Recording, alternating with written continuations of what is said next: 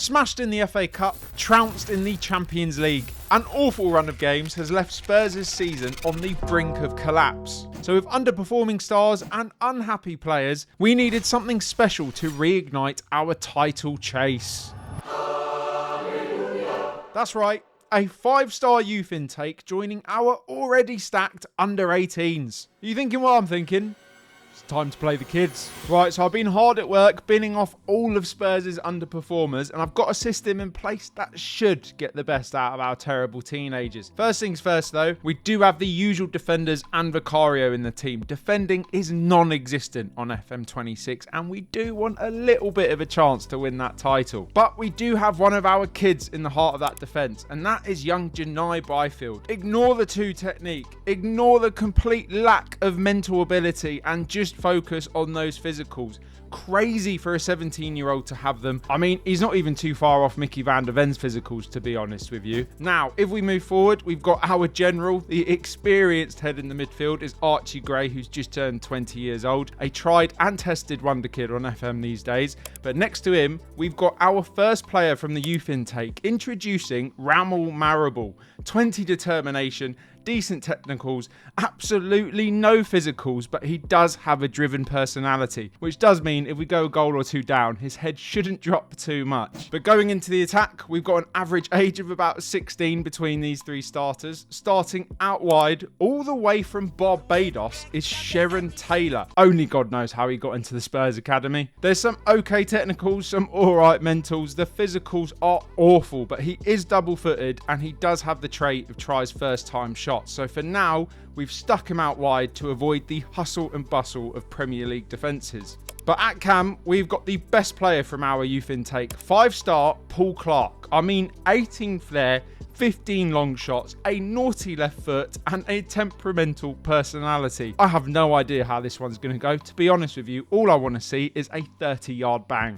And then up top, we've got Luca Williams-Barnett, the crown jewel of Spurs' academy in real life, and one of the best Wonderkids on FM26. Although I have been done dirty on this save. Only 8 determination, but he's on the up elsewhere. I've stuck him up top to begin with just because he is our best teenager at the moment, but I might drop him back to Cam or move him out wide depending on how the games go. You bet your ass, if we have to bring off a teenager, we will be throwing a teenager on in their place. So for example, if Byfield comes off, we've got one of the Hardy boys on the bench, Malachy Hardy, who actually looks quite good, to be honest with you.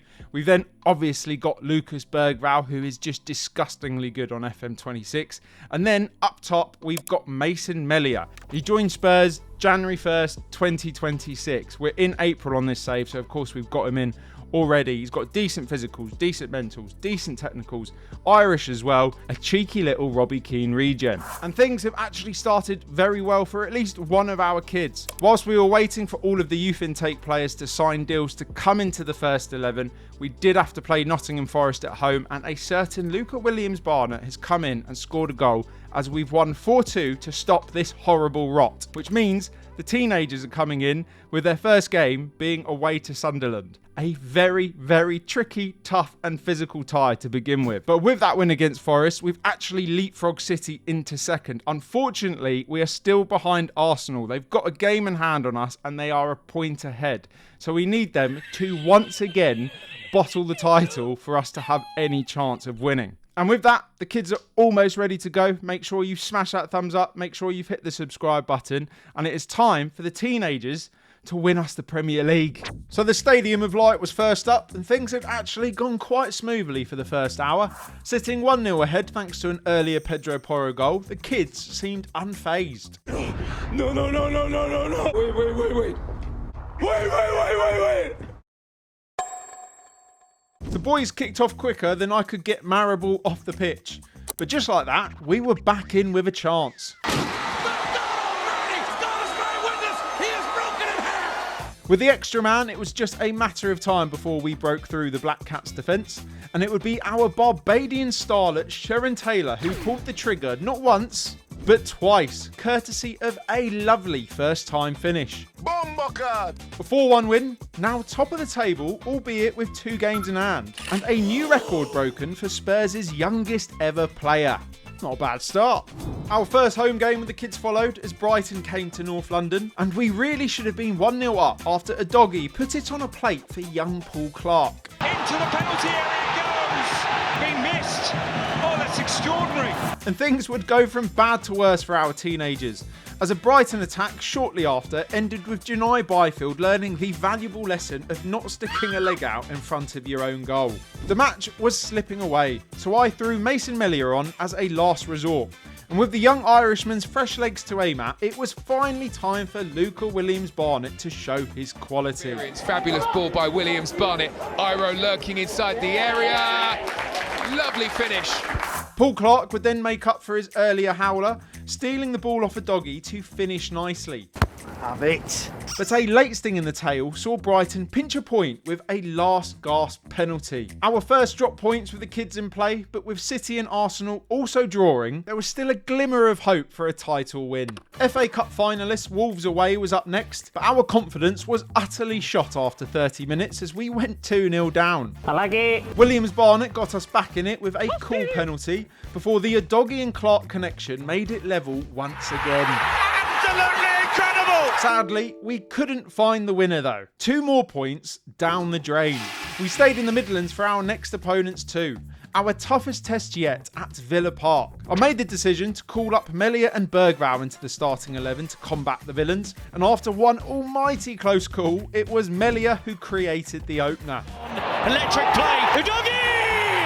Villa pushed hard in response, coming close and absolutely battering us silly. But Janai Byfield and co held strong to give us a sensational 1-0 win. And you will never guess what.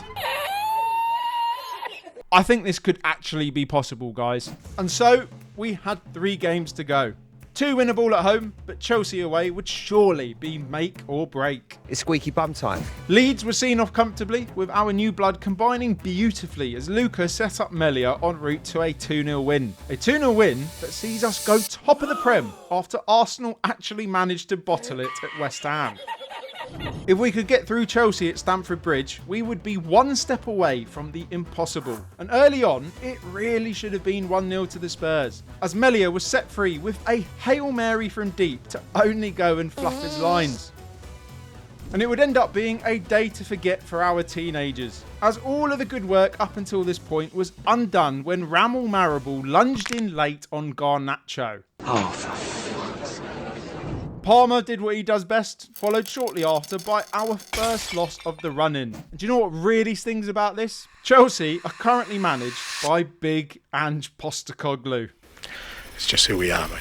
And dearie me, that Chelsea loss was just too much damage for us in the end, as Liverpool have come out of nowhere to win the whole bloody thing. They started off in 4th position when we started this 7 games back, and they've just picked up 3 points after 3 points to win the whole thing. But silver linings, we have finished above the enemy. We've finished ahead of Arsenal, who once again have absolutely bottled the league. I think it's worth having one last look at our kids in action, and we had shifted to a more Ruben Amorim style system by the end. We did have to drop Sharon Taylor, the Barbadian. He did have that absolutely brilliant debut when he got 2 goals against Sunderland. But then it was just absolute poo performance after poo performance. So we dropped him out. To be honest with you, Luca Williams-Barnett, Paul Clark, they were probably the 2 most underwhelming players. Williams-Barnett did put a shift in when was needed. 3 goals, 2 assists. He has done okay. But for the hype, he wasn't the danger man that I thought he would be, but he did play better than Paul Clark. Paul Clark really disappointed me. He only got 2 goals in the end, no assists. So much for that 18 flair. But again, these are players that have literally just been spawned into the game. Give it a year or 2, and I think he could actually be a starter in a Premier League team. And then going back, we've got Ramel Marable. Although he had a few stinkers, he made quite a few mistakes, especially being in one of those pivot positions. He was quite good, and you can see he's developing very well indeed. And he's actually wanted by Man United, and that's just because we haven't given him a proper contract yet. But to see a player, 16 years old, be wanted by one of the major clubs, you know that he's going to be an absolute baller at some point. And then, last but definitely not least, has probably been our most consistent performer out of all of the kids. And that is Janai Byfield. He's on and up. He has been incredible in between Van de Ven and Romero. I think he's going to be one of the best defenders Wonderkid defenders on FM26. 7.2s, 7s across the board, really. I know he scored the own goal against Brighton, he got a 6. But even against Chelsea, didn't exactly do himself dirty in that game.